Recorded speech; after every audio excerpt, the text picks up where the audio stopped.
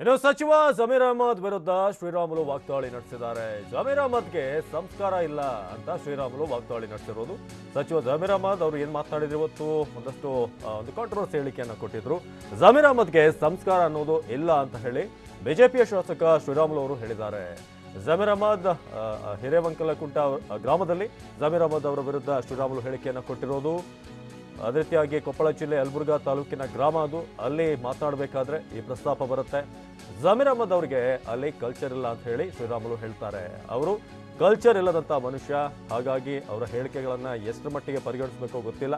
ಆದರೆ ಅವ್ರಿಗೊಂಚೂರು ಕಲ್ಚರ್ ಅನ್ನೋದಿಲ್ಲ.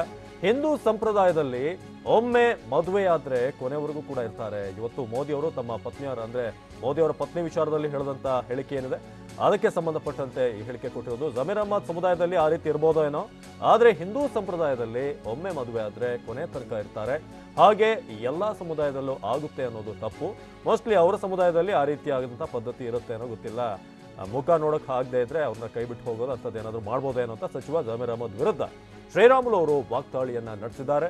ಹಿಂದೂ ಸಮುದಾಯದಲ್ಲಿ ಸಂಪ್ರದಾಯದಲ್ಲಿ ಒಮ್ಮೆ ಮದುವೆ ಆದರೆ ಕೊನೆವರೆಗೂ ಇರ್ತಾರೆ ಜೊತೆಗೆ, ಆದರೆ ನಿಮ್ಮಲ್ಲಿ ಆ ರೀತಿ ಇದೆಯೋ ಏನೋ ಗೊತ್ತಿಲ್ಲ ಅಂತ ಹೇಳಿ ಪ್ರಶ್ನೆ ಮಾಡಿದ್ದಾರೆ. ಹಾಗಾಗಿ ಜಮೀರ್ ಅಹಮದ್ಗೆ ಸಂಸ್ಕಾರ ಇಲ್ಲ ಅಂತ ಹೇಳಿ ಶಾಸಕ ಶ್ರೀರಾಮುಲು ಅವರು ಈ ಮಾತನ್ನ ಹೇಳಿದ್ದಾರೆ.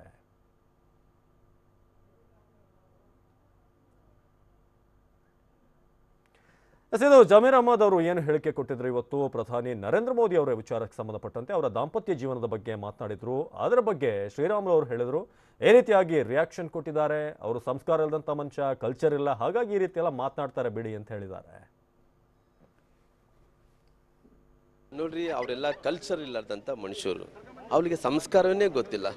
ಯಾಕಂದ್ರೆ ಇವತ್ತು ಜಮೀರ್ ಅಹಮದ್ ಅವರು ಏನು ಹೇಳಿಕೆಯನ್ನು ಕೊಟ್ಟಿದ್ದಾರೋ ಅಲ್ಲಿ ಎಲ್ಲೋ ಒಂದು ಕಡೆ ಅವರಲ್ಲಿದ್ದಂಥ ಆ ವ್ಯವಸ್ಥೆಯಲ್ಲಿ ಅವರು ಗೊತ್ತಿರೋ ಪ್ರಕಾರ ಮುಖ ನೋಡಿ ಲಗ್ನ ಮಾಡ್ಕೊಂಡ ನಂತರ ಬಿಡುವಂಥ ಸಂಸ್ಕಾರ ಇರ್ಬೋದಾಗಲಿ.